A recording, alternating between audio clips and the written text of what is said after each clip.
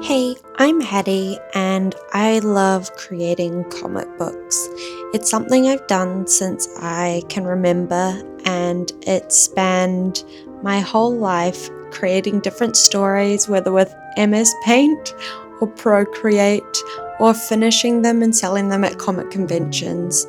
I have always loved to make them, and I've got a new one in the works. So grab a cup of tea and let me introduce you to my newest story. The bustling city of Paris in the late 1800s. Romance and possibility are in the air, but only for some. Life is incredibly cruel. You are unlucky enough to be born a girl into a poor family, barely getting by. The more hungry mouths there are to feed, the more desperate the situation becomes. There is, however, a potential glimpse of hope for you and your ever-growing family to escape a life of destitution. The Montmartre district lies in the shadows of the opulent, glittering Paris Opera House. While many of the lucky and elite experience the velvet luxury of socializing and indulging in the arts, those who enter backstage are doomed to live in the rot hidden behind the curtain. Once a child is contracted to the ballet, they are shackled by ribbons and desperation.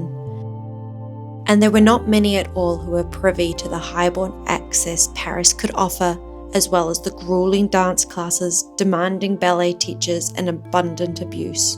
But there was one man who captured both worlds in paint and pencil: Edgar Degas.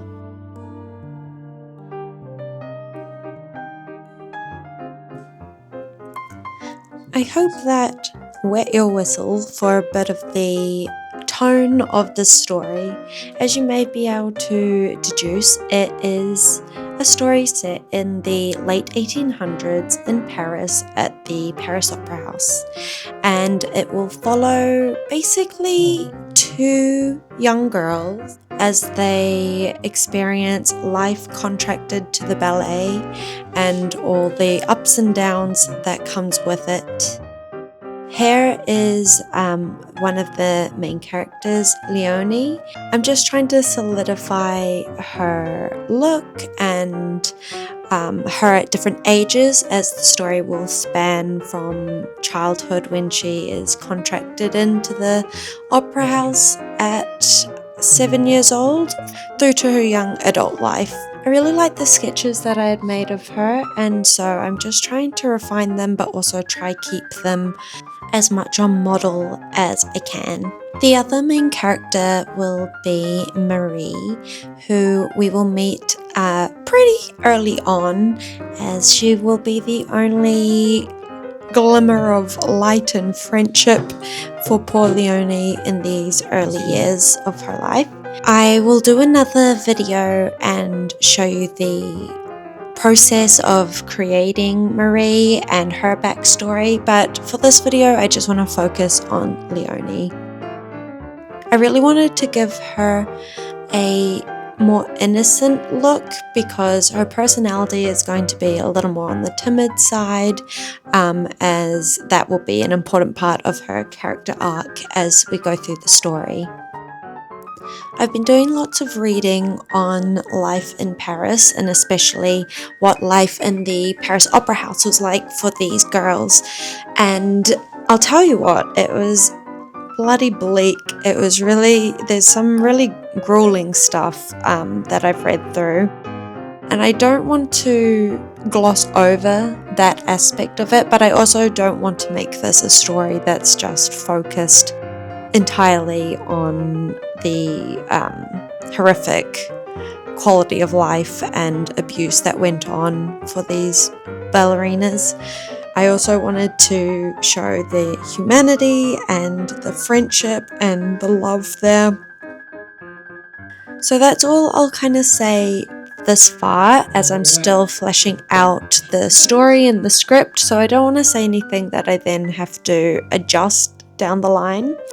But to add a little more to the context of the story, as you will have noticed, I mentioned Edgar Degas. His art is a big influence throughout the whole story, as well as himself. But I wanted to kind of lean into the more darker side of him.